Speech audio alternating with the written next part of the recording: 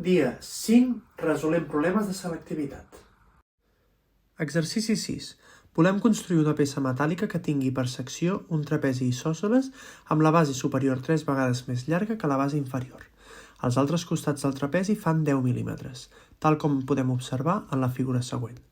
A. Expresseu l'altura del trapezi en funció de la longitud x de la base inferior. B. Calculeu la longitud de la base inferior del trapezi de manera que l'àrea de la peça sigui màxima i trobeu el valor d'aquesta àrea màxima. A l'apartat 1 ens demana la relació entre les bases i l'altura. Per què? Perquè així després podrem ajuntar amb la fórmula de l'àrea i derivar respecte a una de les variables. Aquesta altura respecte a les bases es troba amb el teorema de Pitàgores en aquest triangle d'aquí.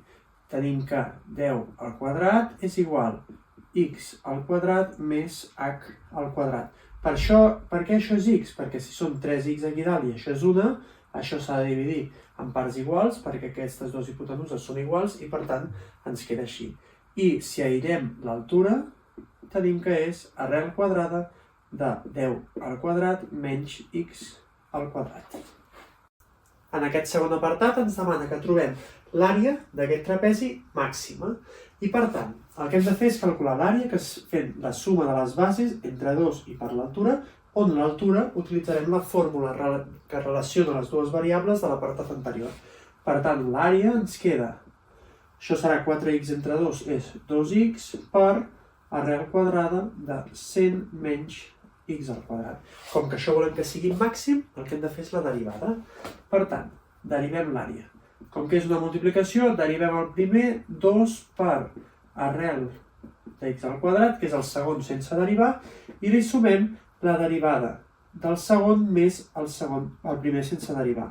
Per tant, això és el primer sense derivar, la derivada del segon és l'arrel quadrada, que es deriva baixant l'arrel a baix i posant un 2, i hem de fer la derivada de l'1 de dins, que és menys 2x. Això ho hem de tornar a... Això hem d'ajuntar, i per tant aquest denominador el posarem aquí baix, també.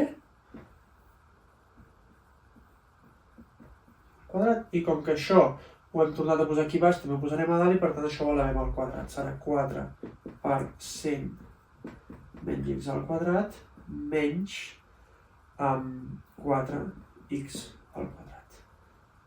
Seguim doncs amb aquesta derivada i el que hem de fer és simplificar la part de dalt, que ens quedarà 400 menys 8x al quadrat entre 2, 10 menys x al quadrat, 100 menys x al quadrat. I això ho hem d'igualar a 0. Per què? Perquè així trobarem el màxim. Si ho igualem a 0, la part del denominador s'elimina i aquesta part és la que hem d'aïllar.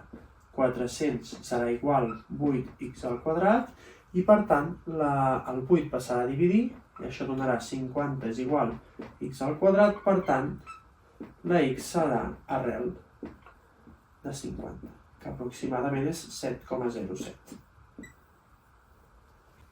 El que hem de fer ara és comprovar si realment això és un màxim, per tant el que farem serà col·locar aquest valor a l'àrea i dos valors una mica més amunt i una mica més avall per comprovar si realment fa aquest màxim. L'àrea a l'arrel de 50, si col·loqueu la x aquí, us donarà 100. En canvi, l'àrea a 7 i l'àrea a 7,1 veureu que us donarà 99,9 aproximadament en els dos casos. I per tant veiem que l'àrea màxima és quan la x és igual a arrel de 50. Demà resoldrem sistemes d'equacions.